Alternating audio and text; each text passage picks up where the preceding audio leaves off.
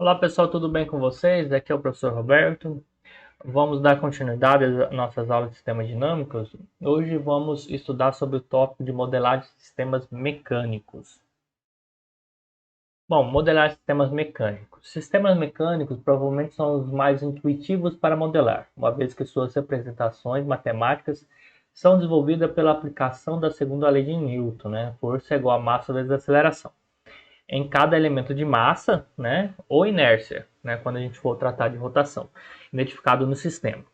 Um sistema mecânico possui as seguintes características fundamentais: inércia, uma força ou torque é necessário para acelerar o corpo; rigidez, quando é obtida uma deformação, por exemplo, a mola, né, uma força ou torque resistente; dissipação de energia, movimento em um meio resistivo irá causar perda de energia, que a gente vai ver aí com a questão de atrito, ok? Assim, um sistema mecânico pode ser modelado empregando três elementos básicos: inércia, rigidez e atrito, ok? Então, são esses três que a gente vai estudar agora. Elementos de inércia, tá? Então, elementos de inércia incluem massas, M, né? Sistema de translação, e momento de inércia, quando a gente for tratar de sistemas rotacionais, tá? Então, a gente tem um exemplo aqui de como calcular, né? O momento de inércia geral, né? Então, o momento de inércia J é dado pela integral do raio ao quadrado, né? Vezes dm, aí, a, as partículas aí de massa, tá? Aqui é mostrado como o momento de inércia, por exemplo, né, de um disco uniforme de raio R, aí que vocês já estudaram na parte de física, tá? Fazendo um outro comentário aqui, né, elementos de inércia podem armazenar energia potencial devido à posição no campo gravitacional e energia cinética, né, devido ao movimento, né? Então, energia potencial devido ao campo gravitacional, como foi dito aqui, né? Se a gente pensar na caixa d'água, né? Ela possui energia potencial aí, né? Massa vezes gravidade vezes altura, né? E energia cinética está relacionado ao movimento, né? Então, vai ser proporcional aí à aceleração, né? Translação ou rotacional, ok? Então, sobre 2 mx ponto ao quadrado, né? Que é dx dt, né? Lembrando que o ponto aí, ó, x ponto é igual a dx sobre dt, ok? E o isso, dx dt. E x dois ponto, por exemplo, seria igual a d ao quadrado x, né, sobre dt ao quadrado, ok? Só fazendo, lembrando vocês sobre isso, tá? Então, quando eu for apresentado aqui no slide x ponto ou x dois ponto, é isso que a gente está falando, ok? Muito bem. Então a gente já viu o que seria os elementos de inércia, né? Então massa para translação e momento de inércia para sistemas rotacionais, né? Disco, ou se for uma haste, alguma coisa desse tipo, ele tem um momento de inércia se for feita uma rotação, ok? Muito bem. Então quando um elemento mecânico, agora elemento de rigidez, ok? Então a gente viu o elemento de inércia e a gente viu que eles podem armazenar energia potencial e cinética, ok? Bom, vamos para o elemento de rigidez. Quando um elemento mecânico armazena energia devido à deformação, tá? Pode ser modelado por um elemento de rigidez, tal como uma constante de mola linear, né? Para sistemas de translação, ou uma constante de mola torsional para sistemas rotacionais. Para uma mola linear, o ideal abaixo, né? A relação força-deslocamento é F igual a Kx, no qual F é igual a força dada em Newton, né? E X o deslocamento a partir do equilíbrio, e K uma constante da mola, cuja unidade é Newton por metro, ok? Bom, pessoal, o que acontece aqui, né? Então a gente tem a representação aqui da nossa força F, né? A força da mola, ok? Então ele é dado pela constante da mola, né, vezes o deslocamento aí a partir do equilíbrio, né? Lembrando que aqui, né, essa força aqui, a gente pode pensar nela, né, se a gente fizer uma compressão aqui, né, vai ter uma força de reação F aí, de reação, né, que é igual a força vezes Kx e vai ser igual ao deslocamento, tá? Então, só relembrando isso aqui do conceito de física, né, do elemento de rigidez, né? Então, quando a gente comprime a mola, a gente está armazenando uma energia, né? Elemento mecânico que armazena energia. E essa força, né, vai ser igual a F igual a Kx, quanto que a gente deslocou ela, ok? Muito bem. Agora tem uma questão interessante aqui. Quando ambas as extremidades de uma mola são livres para se mover, então as forças, né, necessárias para tracionar, né, tracionar, questão de a gente puxar aqui, tracionar, né, em ambos os lados, né, puxando ela para o lado esquerdo e para o lado direito, ou comprimir, né, a gente empurrando, né, os dois lados, né, depende do deslocamento relativo, tá? Então a gente vai ter aqui a referência, a unidade de posição aqui, onde está o equilíbrio, né, o x, e essa representação aqui, quando a gente tiver duas forças, tá? Vai depender então do quanto é o deslocamento relativo entre x2 e x1, ou poderia ser x1 menos x2 também, tá? Então vai depender muito da referência que for adotada, tá? A gente pode sempre adotar x2 menos x1 ou x1 menos x2. Isso aqui vai depender muito do modelo que a gente vai estar querendo utilizar, tá, pessoal? Então isso aqui varia muito e o ideal geralmente pode ser que no exercício, né, eu indique qual que é para considerar como sendo o positivo aqui, tá? Porque isso aqui vai mudar, né? Então se eu considerar x2 aqui maior que x1, né, essa força aqui vai ser positiva nesse sentido, né? Se eu considerar x1 aqui maior, né, a força já vai mudar o sentido aqui em que ela é positiva, tá? No mesmo caso aqui. Então, se x2 for maior, então vai ser, por exemplo, 0,25 menos 0,1, então eu vou ter uma força positiva. Agora, se x1 for maior aqui, 0,25, né, menos 0,1, a gente vai ter uma força negativa, ok? No sentido oposto ao da referência. Então, depende desse deslocamento relativo para determinar, né, qual que é a força e qual que é o sentido que a força está sendo aplicada. Ok. Outro elemento aqui de rigidez, a gente viu o elemento de rigidez de translação, né? A gente vai falar agora do elemento de rigidez, né, torsional. Então, para uma mola torsional ideal, a relação torque-deslocamento, né? Torque é igual K vezes θ. Então, deslocamento angular agora, tá, pessoal? Não é linear.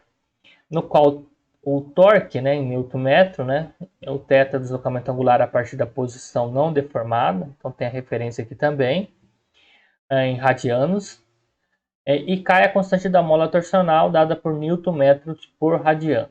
Então, essa aqui é a unidade da constante da mola torsional. Tá? Então, mesma ideia aí, tá? Só que agora a mola, quando a gente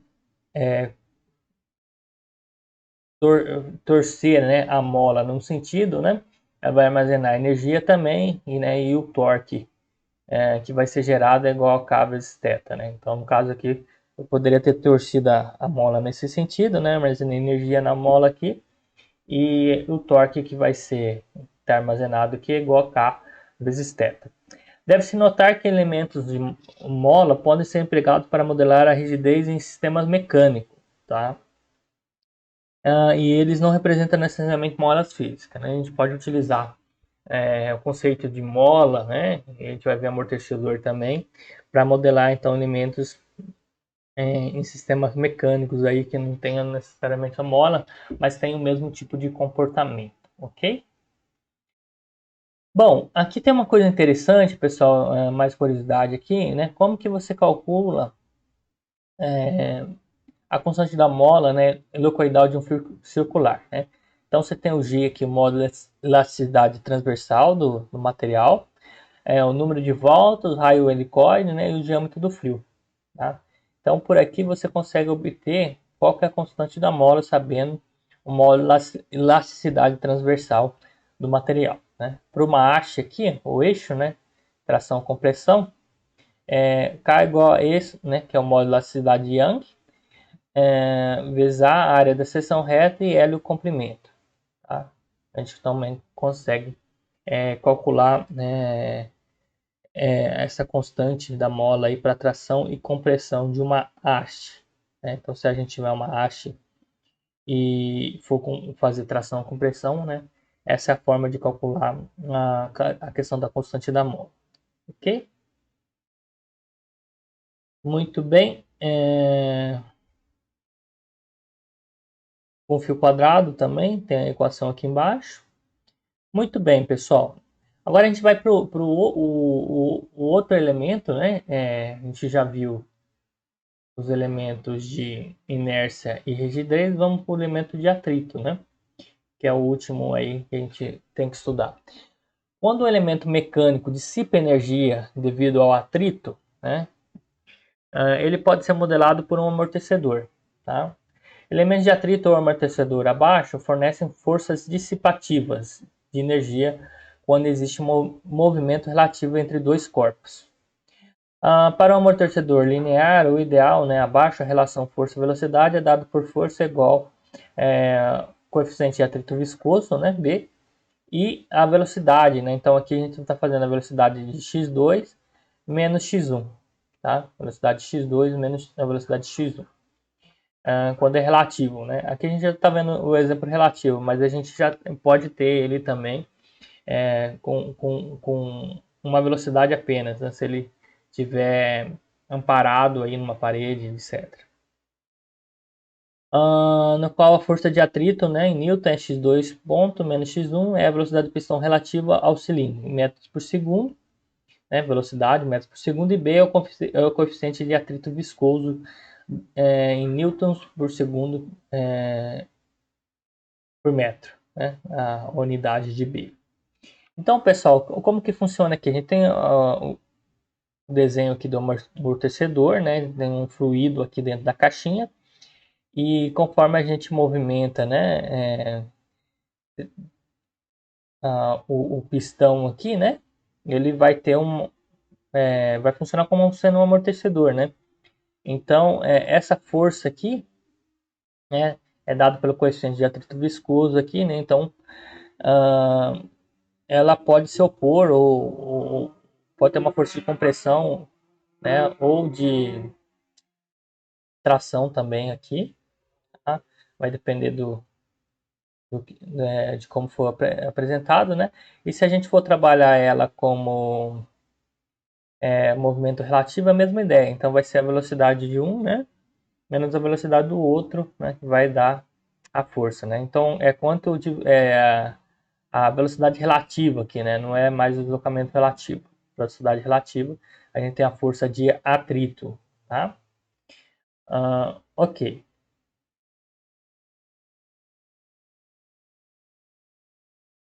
Muito bem. Agora, elemento atrito torsional, né? Para um amortecedor torsional rotacional, né, o torque resistivo, né, é proporcional à velocidade angular relativa. Então, em vez de velocidade linear, né, velocidade angular. Mesma ideia, torque é igual ao coeficiente aqui, né, de atrito, vezes a variação de velocidade, né? Então, ômega 2 menos ômega 1, né, que é, na verdade, né, a derivada da posição angular, θ2 menos θ1.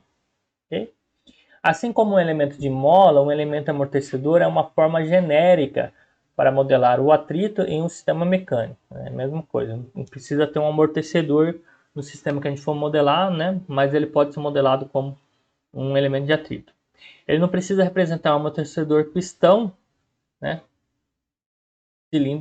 Cilindro físico, né? Não precisa ter um pistão cilindro físico no sistema para a gente usar esse tipo de modelagem, né? Então aqui a gente tem o equivalente, né, de sistema de de amortecedor, né, de translação, que a gente já tinha visto aqui, para o torsional, tá? Como que a gente representa ele. Tá? A mesma ideia, então, tá fixo aqui, o pode estar se movendo também no eixo, né? E aí a gente tem qual que é essa força, esse torque, né? De referente ao atrito, né? De rotação, né? Então, um amortecedor torsional, tá? Então a gente representa ele dessa forma para rotações, ok? Deve-se notar que uma mola ideal não possui massa ou atrito e um amortecedor ideal não possui massa e rigidez. Então, o que a gente está falando por ideal aqui, pessoal? É nas condições ideais. A gente não está, para simplificar a modelagem, a gente está desconsiderando a massa uh, e, e a rigidez, né? Ou não possui massa, né? Ou atrito para a mola, né? E o amortecedor não possui massa e rigidez, né? Então é uma simplificação do modelo, tá? Lógico que existe para o real, né? Só que é menor, a gente desconsidera aqui, ok? Portanto, as características de inércia, rigidez e atrito de um sistema mecânico são concentradas nos seus respectivos elementos, ok? O atrito pode envolver uma relação não linear entre a força e a velocidade, tá? Então, existem outras formas de modelagem, o atrito de Coulomb, né, seco, e o atrito quadrático, né, arrasto aerodinâmico, né, que a gente não, a gente acho que talvez tenha algum exemplo aqui mostrando, né, mas não é o foco aí do nosso curso, né, a gente vai trabalhar com o atrito aí, caves X, né, e, de forma equivalente aí, ou cabe X não, né, B vezes a x ponto, né? Que é a velocidade, ou b vezes o θ ponto. Ok? Alguns exemplos de amortecedores mecânicos aqui, amortecedores fluídicos rotacionais, para vocês terem ideia, né? De como que seria, né?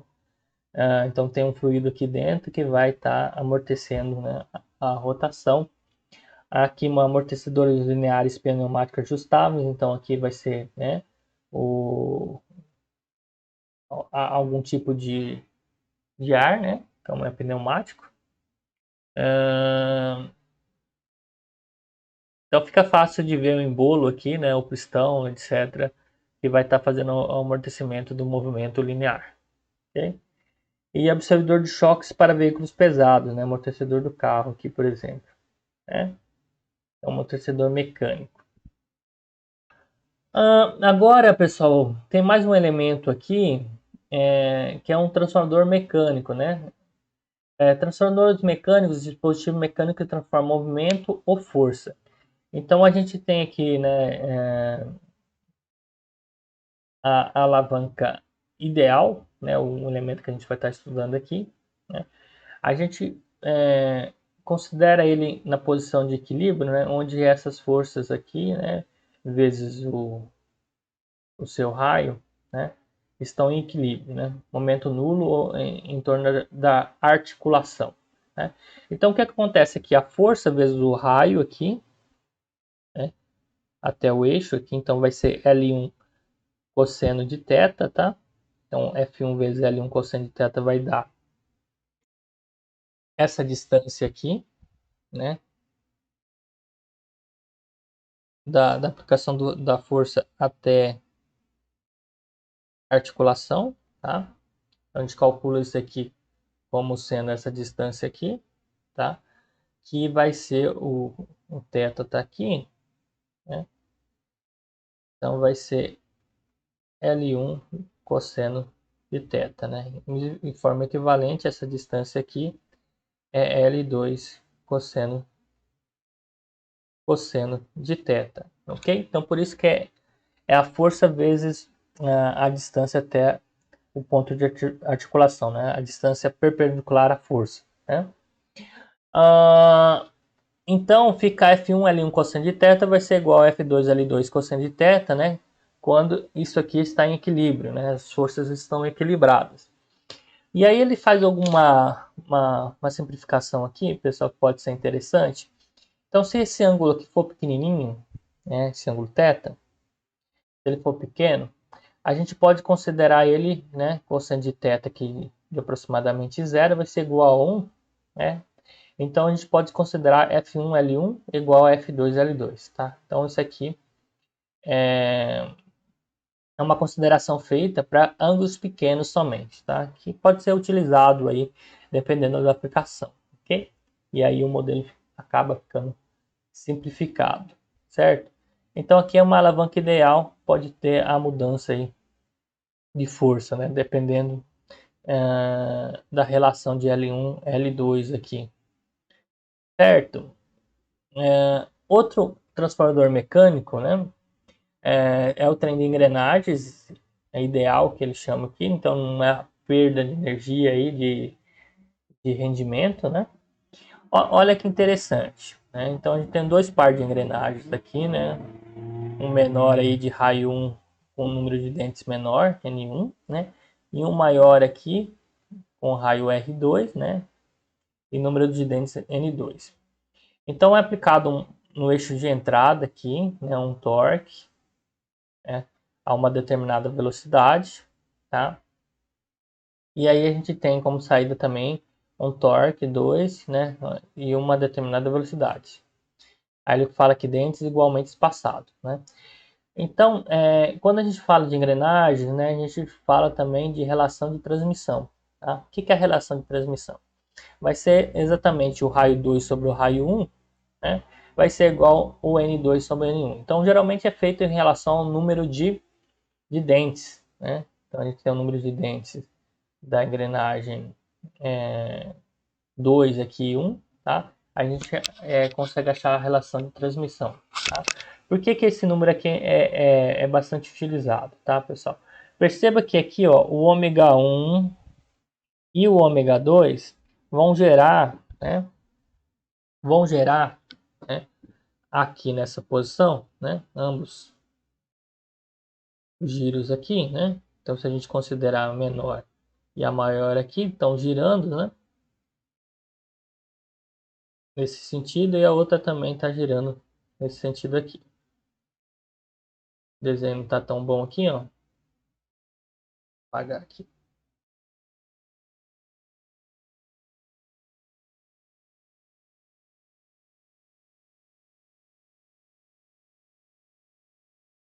Então, a gente tem a engrenagem menor e a engrenagem maior. Então aqui tem uma rotação, né? E aqui tem uma outra. Nesse ponto de contato vai gerar uma velocidade aí que ele chamou de velocidade de contato linear, né?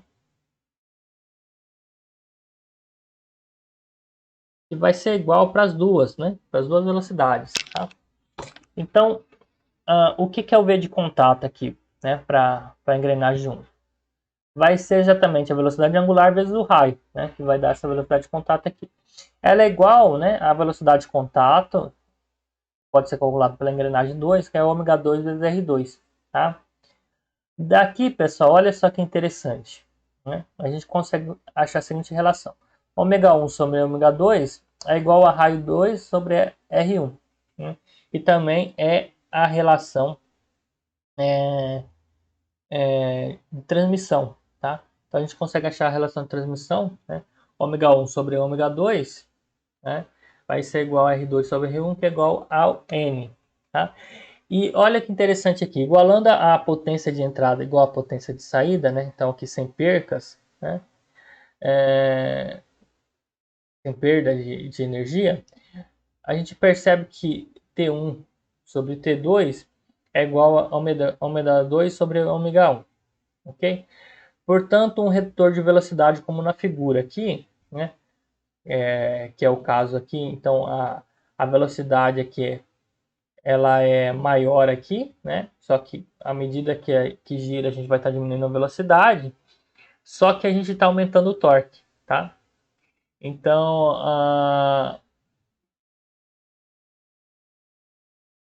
a velocidade aqui, ômega 2 vai ser menor aqui, né? Só que o torque acaba sendo maior, tá? O torque 2 é maior que o torque 1. E, consequentemente, a velocidade ômega 2 vai ser menor que que a velocidade ômega 1, tá? Então aqui a gente reduz. Isso aqui é algo bem importante da engrenagem, né? Utilizado principalmente para isso, quando a gente quer aumentar o torque, né? E talvez diminuir a velocidade, né? A gente pode ter um motor girando a uma velocidade bem maior, né? Aqui no eixo de entrada aqui, e com baixo torque, tá? E aí a gente consegue aumentar o torque para rotacionar uma carga maior. Por exemplo, um robô móvel, né? Pode ter um exemplo de um robô móvel aqui. Então, motor, aí tem um conjunto de engrenagens, né? E aqui está a roda do robô móvel, tá?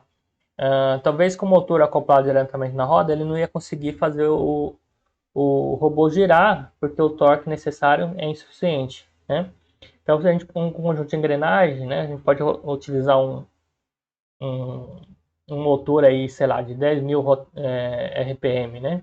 E dependendo da relação de engrenagem, a gente diminui a velocidade, né? Porque a gente não quer o robô girando naquela velocidade e aumenta o torque, né? E com isso o robô vai conseguir realizar o movimento, tá? Mesma coisa utilizado aí para robôs manipuladores, né?